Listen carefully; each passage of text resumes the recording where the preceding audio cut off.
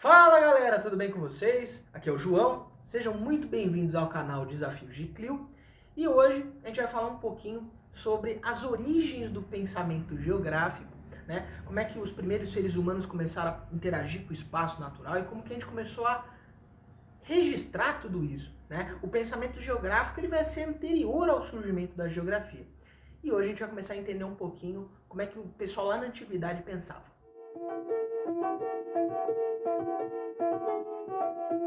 E antes da gente começar, eu já vou pedir para você deixar o seu gostei, porque se você deixar para colocar depois, você vai esquecer. Então, aproveita aí, clica aí agora. Comenta aí embaixo alguma sugestão de tema, alguma dúvida que você tenha, certo? Lembrando que a gente agora vai ter vídeo semanal toda terça e toda quinta, vídeos de história e de geografia, então vocês aproveitem aí para dar uma olhadinha e fiquem à vontade para compartilhar com seus amigos o conteúdo. O ser humano ele surge aproximadamente 300 mil anos antes de Cristo. A nossa espécie ela é muito intuitiva, a gente foi aprendendo as coisas. A gente falou um pouquinho sobre tudo isso lá na pré-história, dá uma olhadinha aí no card para você dar uma acompanhada. E no processo da pré-história, a gente foi, no primeiro momento, lá no Paleolítico, a gente era caçador e coletor, então a gente tinha que ter mais ou menos uma noção do território, né? E a gente tem registros de pinturas rupestres que marcam justamente a localização de bandos de animais que os nossos antepassados caçavam, registros de paisagens, né, de árvores ou qualquer outro tipo de meio natural que pudesse ser registrado ali naquela pintura rupestre. E ao mesmo tempo, não é pensar esse registro, eles pensavam em deixar isso para a posteridade. Não, era uma forma também de localização, né? De localizar onde estava aquele bando, onde estavam aquelas girafas, onde estavam aqueles bisões, onde estava tudo aquilo. Com o passar do tempo, a gente foi se tornando mais complexo, a gente se tornou mais sedentarizado, a gente se tornou, formamos as nossas pequenas cidades, nossas aldeias, e também, de novo, o registro passa a ser também de uma forma escrita, não necessariamente com alfabeto ainda, mas você passa a registrar isso também com pinturas rupestres no Neolítico, e com o passar do tempo você passa a registrar isso em pedras, em argilas, e isso acaba facilitando porque você precisa localizar onde está a sua fazenda, onde está o vizinho, onde fica a cidade, então o espaço como um todo, à medida que nós fomos aprendendo esse espaço, a gente também foi mapeando esse espaço, nomeando esse espaço. Um dos exemplos de pintura rupestre mais antiga que se tem um registro de mapeamento, de localização, vai ser uma pintura rupestre localizada na cidade de Bedolina, no Vale do Pó, na Itália, que data de aproximadamente 2400 a.C. E essa pintura rupestre ela tem um propósito de localização e ao mesmo tempo de registro das atividades daquela aldeia agropastoril que se forma naquele contexto, certo? Lembrando que esse mapa, esse registro geográfico, ele não era necessariamente um registro com todo aquele rigor técnico que se foi criando anos mais tarde, era mais para localização e catálogo das coisas. Então a gente ainda não pode chamar isso de geografia nesse contexto, a gente pode chamar de pensamento geográfico. Porque a geografia como ciência ela só vai surgir no século XIX. E aí a gente vai para as duas civilizações que são o berço aí do mundo ocidental pra gente, né? A Grécia e Roma. Lá vão ser os dois primeiros lugares onde você vai ter um início de um processo de sistematização um pouquinho melhor. A Grécia era um amontoado de cidades-estado. Cada cidade tinha a sua autonomia e ao mesmo tempo você tem muitas cidades que eram comerciais e que tinham acesso às ilhas ali no Mar Egeu. E depois, com o passar do tempo, se colonizou o Mar Mediterrâneo, então você tinha vários espaços onde essa população estava habitando e você precisava registrar tudo isso. Então o comércio, as conquistas, a diáspora grega vai levar com que esses registros passem a não ser tão pequenos, né, de uma aldeia, de uma vila, de uma cidade, e passem a ser de uma coisa um pouco maior.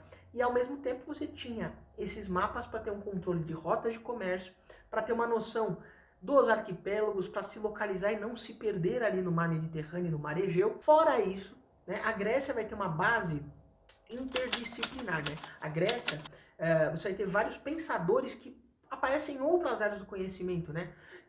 Então, Tales, o Estrabão, ou Estrabo, né? você vai ter uma série de pensadores que eles estão em várias áreas do conhecimento, né, na filosofia, que vão estar ligados a essa busca pelo conhecimento simplesmente, né? Na Grécia você não tem essa separação de conteúdos, isso aqui é de biologia, isso aqui é de história, isso aqui é de português. Óbvio, na Grécia não ia ter português, mas vocês entenderam. Então você vai ter esse processo, onde na Grécia você tem essa interdisciplinaridade e muitas vezes esses geógrafos eles vão ser viajantes, caras que eram excêntricos, que tinham a possibilidade de viajar por vários lugares. Que eu sou rica! E que registravam a cultura daquele povo, né, aquilo que a gente chamaria mais de geografia humana, e ao mesmo tempo também descrever a paisagem do local que ele está visitando. Vamos falar um pouquinho do Estrabão. O Estrabão ele vai ser o pai da geografia, né? A obra principal dele vai ser o Geografia, que tem 17 volumes. Dentro dessa obra, o Estrabão ele vai usar o termo, né, geografia, né, o estudo da Terra, né, o registro da Terra. E o que acontece? O Estrabão ele viajou pelo norte da África, lá no Oriente Próximo, né, pegando ali Mesopotâmia, Palestina, Israel, o Egito, a Grécia. E nessas viagens o Estrabão ele vai conseguir fazer uma descrição natural do meio, né? Então a descrição de rios, florestas, montanhas, colinas, e ao mesmo tempo também ele vai identificar características culturais dessas populações que habitavam os locais onde ele passou. Outro camarada que vai trazer um pouco, ele é um pouquinho mais antigo que o Estrabão, vai ser o Erastótenes. O Erastótenes, ele vai ser o primeiro cara que a partir de cálculos matemáticos, ele vai conseguir calcular pela primeira vez a circunferência da Terra. E sim, eu estou falando de um cara que no século III já disse que a Terra é redonda, para terror de muitos aí. E como é que ele fez esse cálculo? Ele foi observar a angulação do raio de sol e a sombra que era projetada no chão entre as duas cidades, a cidade de Alexandria, no Egito, e a cidade de Siena, na Itália. E ele percebeu que a sombra que era projetada, na mesma hora, ela era diferente. E ele parou para pensar, mas por que isso acontece? E ele parou para pensar que, geograficamente, o que a gente conhece por terra seria redonda. Os romanos, por que os romanos trazem grande base de discussão para a gente? Os romanos vão formar um grande império que vai conquistar uma parte da Europa, o Oriente Próximo, norte da África, e vai circundar todo o mar Mediterrâneo naquilo que eles chamavam de Mare Nostrum, né? E os romanos, eles vão criar estradas, redes de comércio terrestre. As estradas romanas, elas eram maravilhosas, dá uma olhadinha aí no vídeo de cultura romana, onde essas estradas elas eram planejadas, planificadas, elas eram retas por dois motivos. Primeiro, para facilitar a circulação de mercadorias e também para facilitar a circulação de tropas. Caso uma província se rebelasse ou tivesse algum tipo de movimento contrário a Roma, manda os legionários e resolve o pepino. E os romanos também passaram a se dedicar a pensar uma coisa mais macro, né? De tentar ver as fronteiras do império, além das fronteiras do império, e tentar registrar isso em mapas, né? Então os romanos trazem pela primeira vez o conceito de Atlas, né? O conceito de um mapa mundi, ou tentar-se um mapa mundi. Eles vão criar técnicas ainda meio rudimentares de cartografia, de registro de mapa para eles. Por que a gente fala que a cartografia era rudimentar? Primeiro porque os romanos eles vão ser extremamente centralizados na cidade de Roma. Eles colocavam Roma como centro do mundo e isso gera um pouco de distorção em relação à realidade e à própria representação nos mapas romanos. O primeiro camarada que a gente vai falar agora vai ser o Ptolomeu. O Ptolomeu ele ficou famoso pelo seu mapa aí que os padres medievais vão usar durante muito tempo. Você provavelmente já conhece esse mapa, tá aí na tela.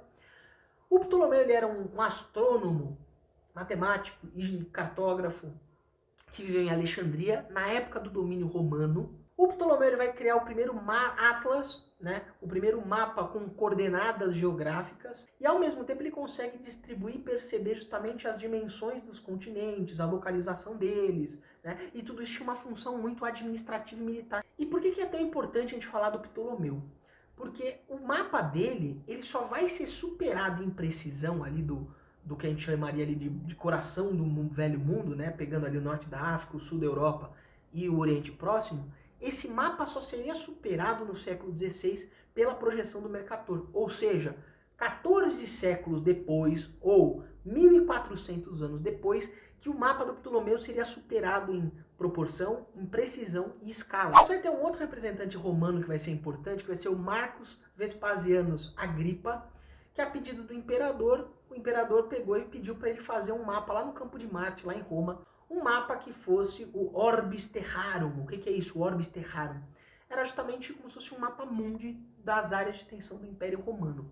E ele encomendou também vários desses orbes terrarum em outras grandes cidades romanas, mas esses orbes terrarum foram se perdendo ao longo do tempo. E por que esse mapa vai ser tão importante? Você vai ter o controle das rotas de comércio, as dimensões e uma série de questões que um mapa mais aberto, numa escala maior, né, ele conseguiria dar mais visibilidade, um controle maior para o imperador. Se você gostou desse vídeo, deixa o seu like, comenta aí embaixo para mim, e compartilha com seus amigos, por favor.